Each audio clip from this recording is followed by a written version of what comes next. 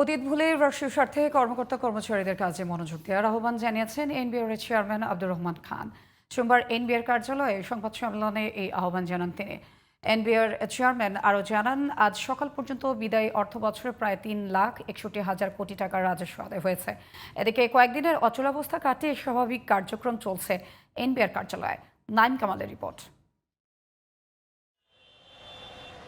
NBR চেয়ারম্যানের পদত্যাগের এক দফা দাবিতে আন্দোলনের ইতি টানা হয় রোববার রাতে। ব্যবসায়ীদের মধ্যস্থতায় সংবাদ সম্মেলনে কমপ্লিট শাটডাউন প্রত্যাহার করে এনবিআর সংস্কার ঐক্য পরিষদ। অর্থনীতির বৃহত্তর স্বার্থে এবং জনগণের স্বার্থ বিবেচনায় নিয়ে এনবিআর সংস্কার ঐক্য পরিষদ তাদের কমপ্লিট শাটডাউন এত দ্বারা প্রত্যাহার করেছে। সোমবার সকালে কাজে যোগ দেন কর্মকর্তা কর্মচারীরা। এতে কর্মচাঞ্চল্যতা ফিরেছে এনবিআর ভবনে। কমিয়ে আনা হয়েছে নিরাপত্তা বেষ্টনীয়। দুপুর 12টায় সর্বশেষ পরিস্থিতি নিয়ে সাংবাদিকদের ব্রিফ করেন এনবিআর চেয়ারম্যান। আমরা যেরকম আশা করেছিলাম হয়তো একটু তো হোঁচট খেয়েছে এই কয়দিনের কাজকর্মে। ব্যবসা বাণিজ্য যেমন বিঘ্নিত হয়েছে, একইভাবে আমাদের রাজস্ব আদায় কার্যক্রমে হোঁচট খেয়েছে। অতীত ভুলে দেশ ও জনগণের স্বার্থে সবাইকে কাজ করতে হবে বলে জানান তিনি।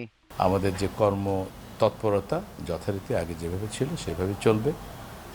আমি আমাদের রেভিনিউ অফিসারদেরকে বলবো, যা কিছু হয়েছে এগুলো সব কিছু ভুলে গিয়ে আমাদের রাষ্ট্রীয় স্বার্থে, দেশের স্বার্থে আমরা সকল কাজ করব এবং আমাদের যে কাজগুলো আছে সেগুলোকে আমরা এগিয়ে নিয়ে যাব।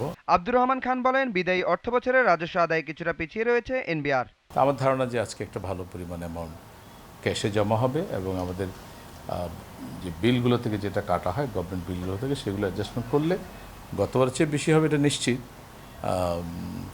একটা সার্টেন পার্সেন্টেজের গ্রোথ হবে, কিন্তু আমরা যেরকম আশা করেছিলাম হয়তো সেটার কাছাকাছি থাকবে আর কি। চলতি অর্থ বছরের রাজস্ব আদায়ের অগ্রগতি তুলে ধরে এনবিআর চেয়ারম্যান জানান, সোমবার সকাল 10টা পর্যন্ত 3,60,922 কোটি টাকার বেশি রাজস্ব আদায় হয়েছে। Naim Kamal, GTV news, Dhaka.